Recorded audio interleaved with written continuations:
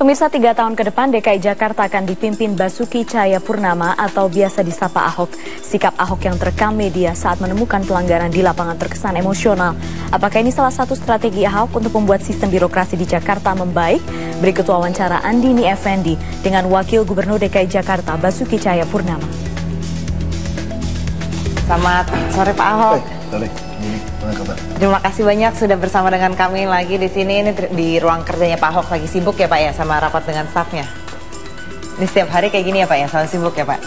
Pak, tapi kita ngeliat ini selama 2 tahun kepemimpinan Pak Jokowi Ahok, terutama sekarang juga semenjak Pak Jokowi sudah fokus di nasional. Pak Ahok ini kayaknya banyak bersih-bersih lah soal reformasi birokrasi, terutama orang-orang. Sebenarnya dari dulu juga sama. Ya, tapi kayaknya makin karena dulu kan kita masih cari pola kan ya, dengan Pak Jokowi kan. Kita juga berpendapat Pak Jokowi kan jelas waktu kita baru masuk kita ingin ada rekonsiliasi. Jadi yang masalah lama kita lupakan. Mari kita sama-sama bangun Jakarta baru. Nah tentunya kita mesti kasih kesempatan. Mana yang mau berubah, mana yang tidak. Kita masih temukan banyak oknum lurah camat masih store menyetor sampai sekarang. Karena mereka mungkin berpikir kamu cuma gertak sambal, mungkin bohong gitu loh. Karena dia berpikir kan, mungkin ya, karena ini kan persepsi manusia kan. Dia mungkin berpikir, kalau oknum PNS yang bermain, dia berpikir, mana mungkin sih kamu mau cari musuh, mau bersih-bersih melawan arus. Pasti begitu kan? Kamu kan udah nikmatin 1-2 tahun, udah nyaman. Mungkin kamu berpikir, mending aku nikmatin aja gitu loh. Bahkan setelah di reshuffle segala macam. Mungkin mereka pikir begitu kan? Mungkin ya saya kira ya. Makanya setelah 1-2 tahun ini kan masa kita toleransi kan selesai. Kita tinggal 3 tahun. Kalau 5 tahun, 4 tahun kasih Anda kesempatan, ya kapan kita bangun Jakarta? Saya kira 2 tahun udah cukup baik hati. Bapak waktu itu mengutip kata-kata Bapak di sini sudah berlari gitu, tapi banyak orang yang bisa belum keep up lah gitu. Gak apa-apa. Dengan speednya Bapak. Kira-kira bagaimana 3 tahun lagi nih? 3 tahun kita udah gampang sekarang. Kebetulan udah ketemu sekda yang baik, yang bagus. Kalau kamu dulu kan eselon 2 kalau nggak bagus kita masih berpikir mungkin kamu dipindahkan ke eselon 2 yang lain cocok. Bisa saja kamu itu berbakat mau kerja cuma situasi tidak sesuai dengan Anda. Kita pindahkan. Nah sekarang nggak ada lagi. Begitu Anda jadi eselon tidak berkinerja baik, langsung staff. Selesai aja udah. Dan masalah tinggal tunggu kesempatan aja udah. Terus staff masih ngeyel macam-macam, turunin golongannya. Masih macam-macam, ketahuan main duit, pecat aja udah. Masalah itu aja udah cara yang paling cepat. Masalah yang kemarin yang terjadi di Rusun Marunda ini juga termasuk masih adanya orang-orang yang kayak tadi Bapak bilang yang nggak disiplin, yang masih kong kali kong. Kita udah ditangkap KPK udah pecat 1. Tapi sampai hari ini saya belum lihat sudah pemecatannya. Karena kepala dinasnya melindungi dia gitu loh. Siapa nih Pak yang ini? Ini perumahan, sudah ada ketangkap ini. Udah turunin golongan, saya nggak tahu udah pindah atau belum. Dia hanya mau pindahin, nggak apa-apa, saya sabar aja. Begitu udah selesai segitu, ya tunggu Pak Jokowi jadi presiden aja kan. Udah jadi ya udah, kita pecat aja udah.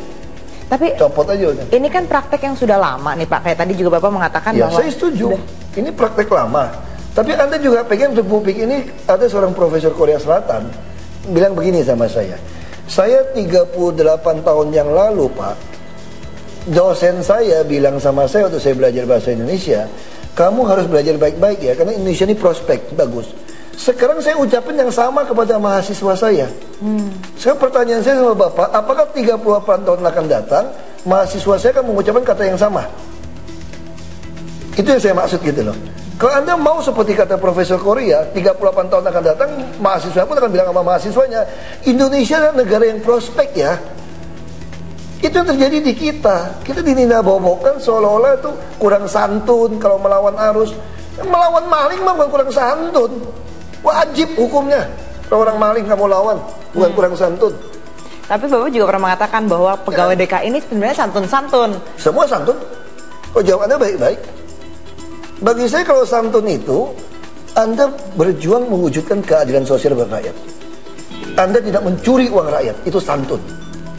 Kalau cuma ngomong doang santun tapi pencuri, Anda bajingan bangsat. Itu kata saya. Tapi saya tidak santun, Anda gunakan bajingan dan bangsat. Menurut saya itu pantas menyebut Anda bajingan, kalau Anda masih korup. Terserah, Anda bilang saya nggak santun, terserah Anda. Tapi bagi saya santun itu adalah tidak mencuri uang rakyat. Bukan cuma muka baik-baik santun. Itu pandangan saya seperti itu. Tapi Pak, sampai saat ini maupun Bapak ini sudah marah-marah gitu ya, dan ketangkap di media berapa kali, apa harus kita marah-marah baru mereka kerja, baru Faktanya mereka begitu, selesaiin gitu? PU begitu. Faktanya begitu. Pecat satu baru mulai mikir dia. Kalau kemarin kita masih baik-baik, kita berpikir mungkin dia bisa berubah, nggak bisa.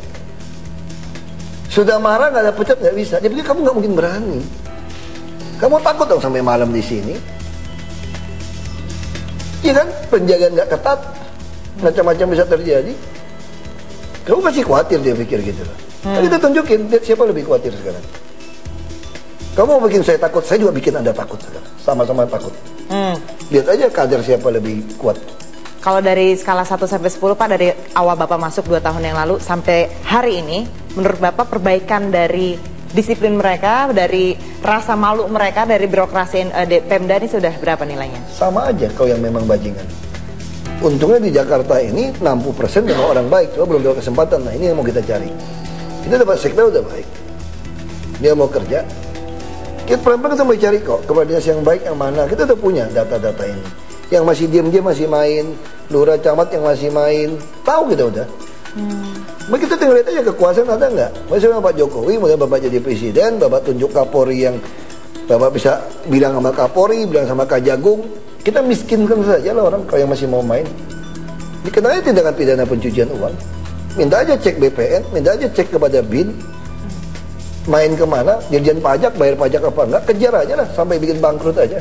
Lelang jabatan juga sepertinya sebagai solusi yang baik waktu itu diterapkan baik, dengan... tetapi kan kalau Anda pilih 100 kue telur busuk dari 1000 kue, nggak apa-apa, yang baik. Kalau Anda pilih 100, Anda butuh 1000 itu 980 juga kurang baik. Itu yang terjadi. Nggak apa-apa, kita kasih kesempatan. Nanti kita akan buka dari seluruh Indonesia, siapa mau jadi PNS di DKI, kita terima aja tes. Kalau sampai sini nggak ada itu. Iya, nah kan Bapak nih di bawah kepemimpinan Bapak mungkin ada yang nantinya akan diubah untuk merekrut CPNS baru untuk bisa menjadi ikutin standarnya Bapak. Apa yang bisa dirubah mungkin nanti Pak? Nah kita harapkan kalau kita nggak punya golongan, kita terima dari kementerian atau dari seluruh Indonesia. Kan PNS masih ada golongannya untuk mencapai eselon tertentu. Ya kita tes aja. Yang kita butuhkan orang yang jujur. Saya akan perbaiki sistem gaji. Masalahnya kalau Anda mau beli jam tangan 1 miliar, ya saya repot mau kasih gaji Anda berapa gitu loh. Dan ini masih terjadi seperti itu, banyak. Itu memang persoalan yang berbeda kan. Bisa beli barang Anda udah biasa keluar negeri bolak-balik pakai sepatu mahal, beli mobil mahal, gaya hidup mewah. Ya saya mau gaji Anda berapa gitu loh, dan kemampuan seperti ini. Jadi kita kasih gaji Anda yang pasti di atas swasta. Kalau Anda merasa gaji tidak cukup, ya pindah kerja bos. Daripada Anda cuma di sini nyolong buat apa gitu. Benarkah Ahok tak perlu didampingi seorang wakil saat memimpin DKI Jakarta? Nantinya kami lanjutkan wawancara Andini Effendi dengan Basuki Cahayapurnama setelah jeda.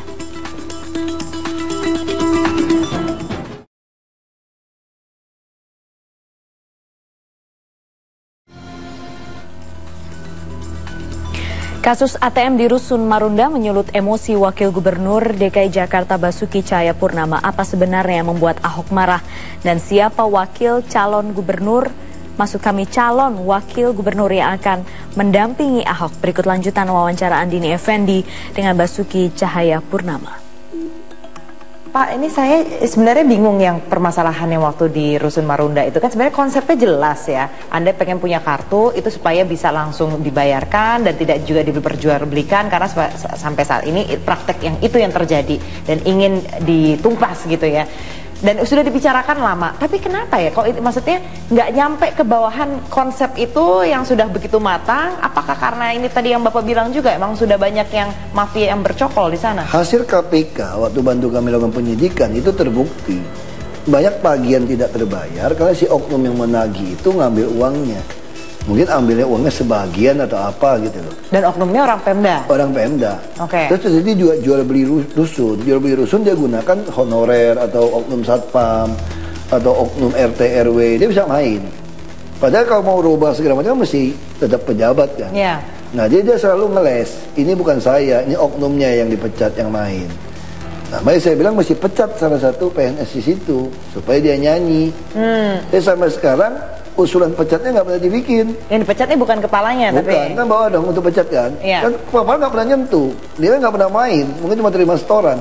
kalau bawah nih maksudnya gimana sih Pak? Kalau misalnya buat pemirsa nih yang tidak mengerti strata-stratanya itu yang bisa berkena langsung lah dengan Kalau sekda kan eselon 1 Iya, di sini, iya, kepala dinas iya. eselon 2. Jadi ini Sudin eselon 3. Jadi eselon Sudin 4. Ini bisa UPT yang bukan eselon, cuma staf aja. bahkan sampai ke stafnya. Sampai staf juga main ada. Ini namanya oknum banyak di sini gitu loh. Tukang malakin orang ini kan mungkin bertahun-tahun sudah jadi kebiasaan kan. Dan ketika Bapak di Rusun Marunda itu juga dari warga sendiri tuh antusias sekali ketika Bapak bilang mau pecat ini karena mereka memang merasa sudah lama dipermainkan. Mereka kirim saya kertas-kertas kok, kasih tahu permainannya seperti apa kok, mana yang Seperti kosong. apa tuh, Pak? Ya mereka salaman sama saya itu dikasih kertas. Salaman saya kasih kertas, saya lagi belum baca, dikumpul tas saya sekarang. Semua dikasih. Saya udah taruh di tas saya. Waktu salaman dengan saya mereka diam-diam kasih. Mereka takut diancam kan. Ini kenapa bisa terjadi? Karena memang kita yang ada yang main di dalam gitu. Bayangin aja kamu, kita subsidi biaya perawatan segala macam, biaya pemeliharaan satu rusun hanya 150.000 per bulan. Di situ saja pasaran bisa sewain 2 juta sampai 5 juta. Tergantung posisi. Ya bisa aja oknum semua main kan, memanfaatkan. Jadi kita bangun ribuan rusun dengan subsidi tiap tahun perawatan, itu hanya menguntungkan oknum-oknum yang main. Nah saya kira semua yang namanya subsidi itu kalau tidak ditegaskan ya main. Bahkan katanya Bapak juga menaruh orang-orangnya Ahok sendiri ada di beberapa rusun yang akhirnya juga diancam lah mereka Diancam itu. juga. Makanya saya bilang ya udah kalau gitu Anda bikin sistem, kita mau datang, kalau dia ancam kita bawa senjata aja. Kita buktikan saja. Mereka pasti berpikir kita nggak berani hajar mereka kan. Kalau dia anarkis kita hajar. Perlu Pak sampai kita pakai cara kekerasan tuh untuk mengatasi masalah. Kalau dia mau kekerasan, saya sih nggak mau mati terbunuh. Minimal kalau saya mati, kamu juga sama-sama mati ke akhirat. Enak aja cuma kamu pakai lilin bela sungkawa saja. Sorry aja. Kalau kamu ngancam, kamu jual, kita beli, udah gitu aja. Kita udah muak dengan kehidupan kayak gitu. Udah keterlaluan, munafik udah keterlaluan. Ini rakyat udah susah rumah, masih dimain-mainkan. Dan sebagian rakyat juga tergoda. Kamu kalau nggak punya apa-apa, kamu dikasih rumah susun, ada yang mau beli 60 juta, kamu jual nggak? Urus suratnya diberesin. Ya jual, balik lagi ke sungai. Itu masalahnya. Jadi rakyat juga, sebagian juga tergoda gitu loh. Karena kenapa? Kita tinggal di sungai pun, di tanah negara pun, tidak pernah dipidana atau menguasai tanah negara. Malahan rumahnya segala macam, tanah mesti diganti uang kerohiman. Gendeng aja di negeri lama-lama. Jadi artinya dari rakyatnya sendiri pun juga tidak mau juga jadi kita pemerintah juga lucu. Kamu udah dapat duit bangun rumah di tanah negara. Kenapa kalau negara yang betul menegakkan hukum, berani nggak orang bikin rumah sembarangan di jalan, jualan di jalan? Nggak berani. Kenapa sekarang kita berani? Oh, saya akan diganti kalau saya diusir. Ya uang negara ya habis untuk pencuri-pencuri seperti itu. Yang ada apa? Kalau Anda tidak punya rumah, Anda membangun tempat lain, saya sebagai negara, sebagai bapakmu, tidak memenjarakan Anda atas nama azas warga. Untuk rakyat, HAM, kamu keburu miskin. Tapi ketika itu saya tidak akan mengganti rugi. Bego lu aja mau bangun di pinggiran sungai yang nggak betul. Salah lu dong. Kamu nggak punya rumah, ya sudah tinggal di rumah susun sampai satu generasimu bisa jadi baik. Terus yang jadi masalah punya rumah susun, kamu jual lagi ke orang kan? Karena baik lagi dapat uang. Tapi kalau tidak bisa dapat uang, kamu akan mulai takut. Nah sekarang yang tidak takut itu rumah susun dijual. Kenapa? Ini semua permainan orang dalam. Makanya saya minta Bank DKI cegat dengan bank, karena sistem perbankan paling baik. Kalau di debit 2 kali 3 kali, kamu nggak bisa masukin bank. Kamu nggak mungkin minta sama BI, tolong dong, bank itu kan tiap malam kan harus tutup buku. Kamu nggak bisa, tolong dong yang kemarin diatur dong, saya tidak bayar, saya apa, nggak bisa. Itu sistem perbankan yang terbaik kita punya. Kenapa harus baik Indonesia, Bang?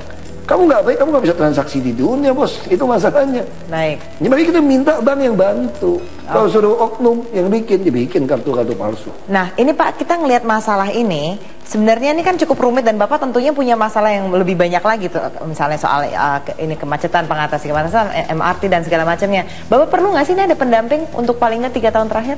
Kalau pendamping yang menolong perlu. Pendampingnya seperti apa sosoknya yang diperlukan? Yang tidak terima suap, yang taat sama konstitusi dan berani mati lawan siapapun.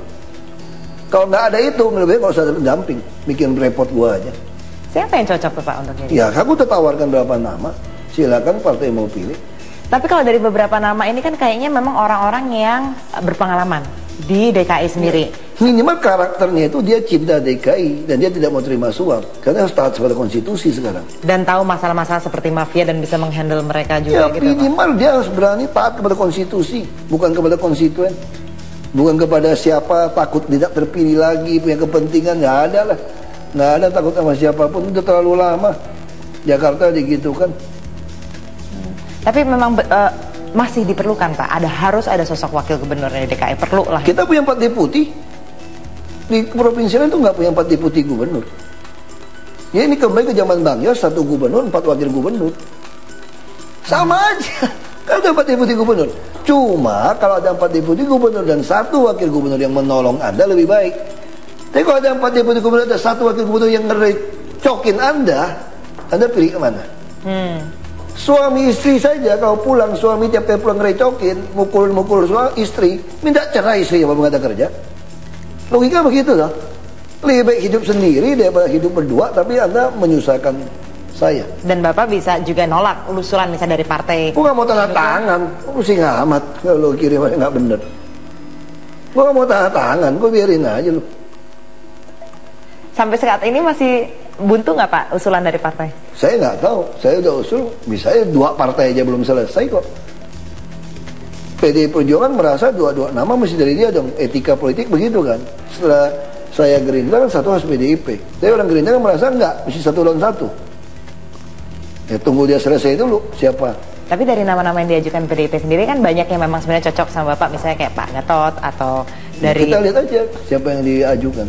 Ibu Risma, ada wacana yang ingin membawa Ibu Risma Pak juga Jarod. ke sini, Ya, kita lihat Pak aja Jarod ya. hasilnya seperti apa. Tapi kalau nama-nama itu masih diterima lah Pak ya. Ya oleh maksudnya Pak tinggal Ahok. Gerindra mau kasih apa enggak, itu juga masalah.